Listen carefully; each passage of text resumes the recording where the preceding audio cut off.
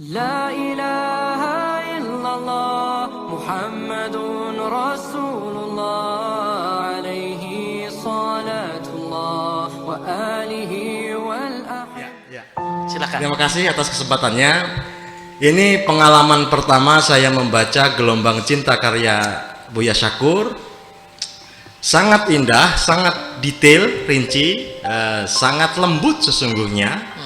Walaupun di beberapa bagian Buya mempermainkan perasaan kita dengan kata-kata yang keras gitu ya, sikap yang tegas.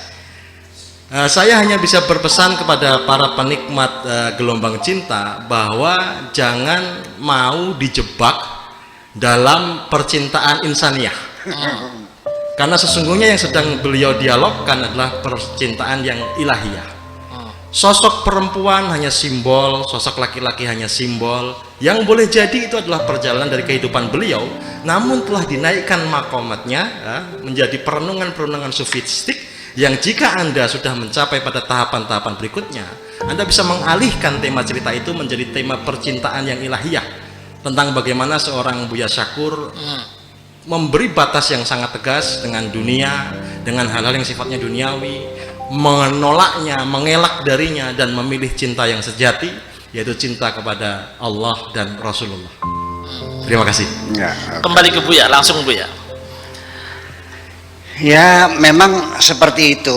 Makanya kan ada pertanyaan. Awalnya dulu ketika pertama-tama saya membacakan sajak, dari komen-komen tuh ada yang menanyakan, yang Buya baca sajaknya siapa, katanya.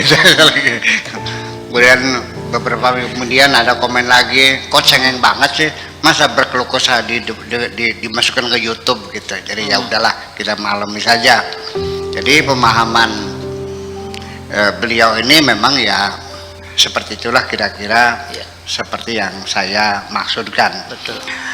Tetapi juga tidak menghalangi kalau mereka tetap dalam posisi cinta kemanusiaan, nggak ada masalah. Kalau ini juga sebagai satu cerita. Artinya yang saya sampaikan kan bukan cerita dari langit, tapi cerita dari kehidupan kita sehari-hari. Minimal kita bisa mentransfer perasaan yang halus, citra yang lembut, pengalaman-pengalaman kemanusiaan yang saya kira tidak jauh di sekitar kita ini. Hanya saja lalu pernah ada yang bertanya, kurang tahu siapa yang udah pernah beberapa minggu yang lalu, kok kenapa sih cinta Buya kepada Tuhan kok digambarkannya dengan cinta kepada sesama manusia? Saya bilang yang bisa saya terjemahkan itu adalah tafsir secara manusia dengan manusia. Dan memang para sufi ketika dia menyatakan cintanya itu selalu menggunakan simbol-simbol. Di dalam syair-syair sufi, ya, apakah itu Rabil Adawiyah, apakah Darul Al-Basri, itu malah lebih dari sekedar percintaan. Dengan al-khamr, ka'sul khamri, secawan arak, mabuk, Laila dan sebagainya. Itu nama Laila kan nama simbol sesungguhnya. Ya, Lailanya mah nggak ada. Itu dalam seorang sufi menggambarkan gejolak rasa cintanya itu seperti seorang namanya Laila. Itu dalam sufi banyak. Jadi mungkin sajak-sajak semacam ini ketika dibaca orang awam yang nggak paham juga oleh orang mana gitu kan, cantiknya seberapa. Lalu ditanya oleh salah seorang follower kita, kenapa tidak menjelaskan langsung cinta Buya kepada Tuhan seperti apa? Saya bilang, kalau cintaku kepada Tuhan tidak ada bahasa yang bisa mengungkapkannya. Kalaupun saya paksakan ungkapkan, pasti nanti menimbulkan kesalahpahaman. Karena persoalannya belum ada bahasa, kalimat, kata yang pas untuk menggambarkan, mentakbirkan rasa cinta kita ini. Karena bahasa manusia terbatas. Sebab nanti di kalangan para sufi kalau sudah mencapai tingkatan tertinggi, itu sudah tidak menggunakan takbir lughawi. Tidak bisa, sudah tidak perlu menggunakan ungkapan-ungkapan bahasa. Seorang santri datang ke pesantren yang baru, pindahan gitu dari pesantren yang lain.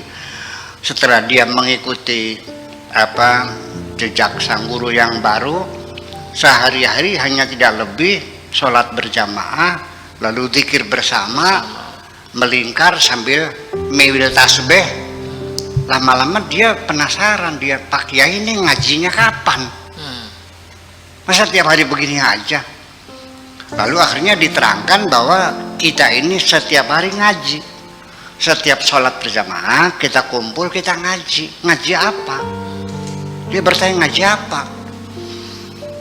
Ya ngaji ada balagho, ada tafsir, ada hadis segala macam. Oh, kok diem saja?